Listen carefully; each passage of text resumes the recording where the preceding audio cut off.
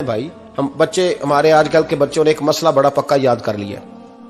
کہتے مولانا پیر صاحب پسند کی شادی کرنا جائز نہیں. میں کہتا ہوں صاحب اور بھی بڑی چیزیں جائز ہیں, صرف ایک ہی شے جائز رہ گئی ہے. رسول پاک صلی اللہ علیہ وسلم سوائے اللہ کے کسی کے پابند نہیں, کسی کے پابند نہیں. جناب سیدہ خدیجہ الکبریٰ رضی اللہ تعالی عنہ نے پیغام نکاح دیا, یا رسول اللہ میں شادی کرنا چاہتی ہوں. حضور کسی کے پابند نہیں, پر میرے محبوب نے فرمایا میرا چچا میرے والد کی جگہ ہے, میں اپنے چاچا سے پوچھ کے تمہیں جواب دوں گا. یہ ہے پسند کی شادی جو میرے نبی نے بیان فرمائی ہے. تو سارا کچھ کراس کر کر کے گزر جاتا ہے. یہاں تو حال یہ ہے کہ پالنے والا کوئی اور سائے میں بیٹھنے والا. باغ تیرے دی کر کر راکھی میں ساری عمر گزاری, تو جدوں اے پھل پکن تے آیا تے لے گئے ہور بپاری.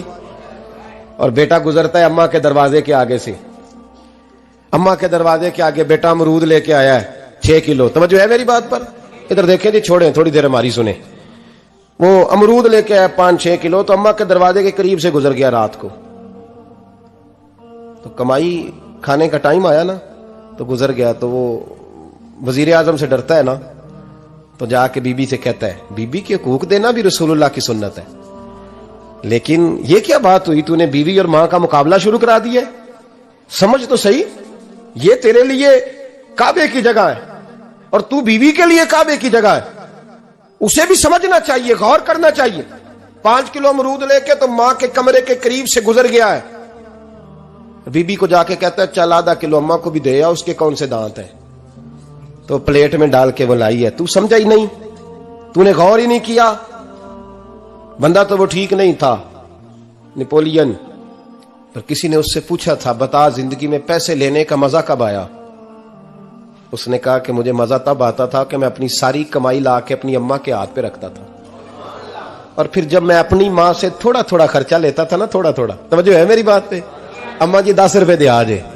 کہتا جب میں تھوڑا تھوڑا خرچہ لیتا تھا نا, تو مجھے یوں لگتا تھا جیسے میں بادشاہ وقت کے سامنے کھڑا ہوں اور وہ خزانے کا منہ کھول کھول کے مجھے دیتا جا رہا ہے. تو اس ذائقے کو سمجھ تو صحیح بھائی, تو اس کو سمجھ تو صحیح بھائی. یاد رکھیں اور غور کریں, ماں اور باپ.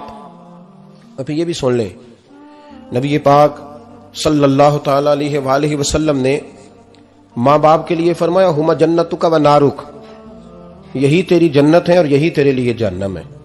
اگر یہ راضی ہو گئے تو تیرے لیے جنت ہے, ناراض ہو گئے تو چاہے تو ایک 100 پیر کے مزار پہ حاضری دے آ, لیکن جب تک ابا راضی نہیں اتنی دیر تک اللہ راضی. یہ حدیث پاک ہے, حضور نے فرمایا جس کے والد راضی اس کا اللہ راضی, اور جس کا باپ ناراض اس کا اللہ. ہاں بے شک. اب یہ حدیث ہے نا, تو سارے ولی ایک طرف بیٹھ جائیں, کہیں یا اللہ بخش دے مرید کو, لیکن اگر ابا کہے یا اللہ نام معاف کرنا, تو اللہ ان اولیاء کی نہیں مانتا, والد کی مانتا ہے. اس لیے بلے شاہ سمانی اڈدیاں پڑھنا ہے, جیڑا گھر بیٹھا انہوں پڑھیا ہی نہیں. بھائی یاد رکھو, ماں باپ سے پیار کرو, ان کی خدمت کرو, ان کے پاس بیٹھا کرو, اور ماں باپ کو ٹائم دیں, وقت دیں, چند گھڑیاں ان کے پاس بیٹھیں.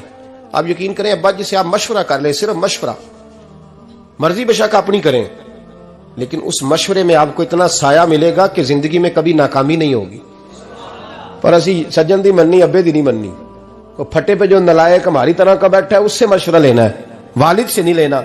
باپ کے پاس بیٹھیں, اس سے مشورہ لیں. میرے ابا جی کسان تھے,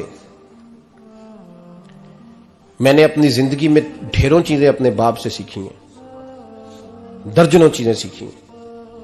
میرے والد بڑے خوددار تھے, مزاج میں عجیب سی خودداری تھی. کوئی بندہ کبھی حال پوچھ لیتا تھا نا کہ حالات کس طرح کے ہیں, تو فرماتے تھے بھائی اگر بتانا ہوا تو اپنے اللہ کو بتاؤں گا. الحمدللہ بڑا فضل ہے, میں نے ان کے ہاتھوں پہ ہمیشہ چھالے دیکھے, ہمیشہ چھالے, لیکن ان کا ہاتھ کبھی کسی دنیا دار کے سامنے پھیلتا ہوا نہیں دیکھا. لوگ مجھے کہتے ہیں آپ کس پیر صاحب کے صاحبزادے ہیں, تو میں کہتا ہوں میں اس پیر کا صاحبزادہ ہوں جس نے محنت کر کے حلال کی کمائی کھائی ساری زندگی. یہ لوگ پیر نہیں ہوتے, یہ مرشد نہیں ہوتے, اور میں نے درجنوں چیزیں سیکھی ان سے. تو سیکھنے تو بیٹھ, تجھے ہزاروں چیزیں ملیں گی. بھائی اپنی زندگی میں ماں باپ کی طرف دیکھو, سب سے ضروری کام ہے انہیں وقت دو. اماں کے او بھائی بڑا مشکل ہے دنیا داروں سے تعریف کرانا, ਤੇ ਅੰਮਾ ਦੇ ਕੋਲ ਤੇ ਐਵੇਂ 2 ਮਿੰਟ ਰਾਤੀ ਬਈਏ ਨਾ ਆਖੀ ਅੰਮਾ ਪੈਰ ਕੱਢਿਆ ਨਾ ਰਜ਼ਾਈ ਚੋਂ ਤੇਰੇ ਘੁੱਟ ਛੜਾ ਤੇ ਅੰਮਾ ਕਹਿੰਦੀ ਜਾ ਮੇਰਾ ਪੁੱਤਰ ਥੱਕਿਆ ਆਇਆ ਤੂੰ ਸੋ ਜਾ ਕੇ ਮੈਂ ਕਦੋਂ ਕੰਮ ਲੱਗੀ ਸਾਂ ਮੈਂ ਕਦੋਂ ਹਲਵਾ ਡਈ ਸਾਂ ਜਾ ਸੋ ਜਾ के बस ये कार्रवाई है तूने 2 मिनट के लिए कह दिया सवेरे पूरे मोहल्ले में तेरी अम्मा कहेगी अल्लाह मेरे पुत्र वर्गा पुत्र सारिਆਂ ਨੂੰ दे राती आउंदा ते मैनू घुट के सौंदा है अल्लाह घुटिया कोई नहीं सोया भी कार्रवाई पाई सो लेकिन वो सबको बताती है तो भाई इतनी कीमती चीज और तू छोड़ के बैठ मैं अभी जलसे से देर से आता था ना अब तो जाता नहीं ज्यादा जगहों पे कोशिश करता हूं कि चलो माहौल के मुताबिक थोड़ा खुश्क आदमी हूं तो हर जगह सेट नहीं हो पाता इसलिए कम जाता हूं तो कभी रात को आते थे ना देर से मेरी अम्मा जी शुगर की मरीज थी तो मैं छोटे भाई को फोन करता था कि अम्मा जी सो गए कहते सो गए मैं कहता था कि तू ना इस तरह कर नीचे आ जा 2 बज गए वो शुगर की मरीज है आंख खुल जाए ना तो दोबारा लगती नहीं बुजुर्गों की तो तू दरवाजा खोल दे अंदर दस्तक दी तो दिक्कत होगी तो मैं जूते उतार के अंदर दाखिल होता था तो पहला कदम रखता था तो मेरी अम्मा बोल पड़ती थी पुत्र आ गए ओ भाई तो इस दर्द को समझना कोई तुझे मिलेगा कोई मिलेगा तुझे ऐसा अब मैं दूर दराज भी चला जाता हूं उनकी जिंदगी में नहीं जा पाया कहते नहीं हमने नहीं जाना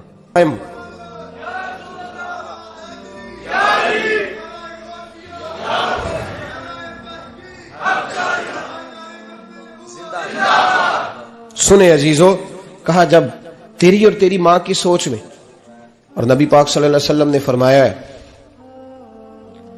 जितने भी गुनाह इंसान करता है ना अल्लाह करीम सजा को रोक देता है कयामत में सजा देगा और जो माँ बाप का नाफरमान है ना उसको दुनिया में भी सजा मिलेगी जो माँ बाप का नाफरमान है उसे दुनिया में भी आप यकीन करें बच्चे थोड़ा सा पड़ जाते हैं बेचारे तो माँ बाप से कहते हैं अब्बा जी तुसी पुराने दौर दे हो तो की पता होवे और तुझे पता ही नहीं भाई तुझे खबर ही नहीं ये पुराने दौर के नहीं तू बेवकूफों के दौर का है तू समझ ये कोई तालीम है अकबर अलाहाबादी ने कहा था हम ऐसी लाखों किताबें काबिले जब्ती समझते हैं जब्त करने को दिल करता है हम ऐसी लाखों किताबें काबिले जब्ती समझते हैं जिनको पढ़ के बेटे बाप को खबती समझते हैं बात करने वाली माँ और बाप इतना बड़ा दर्जा है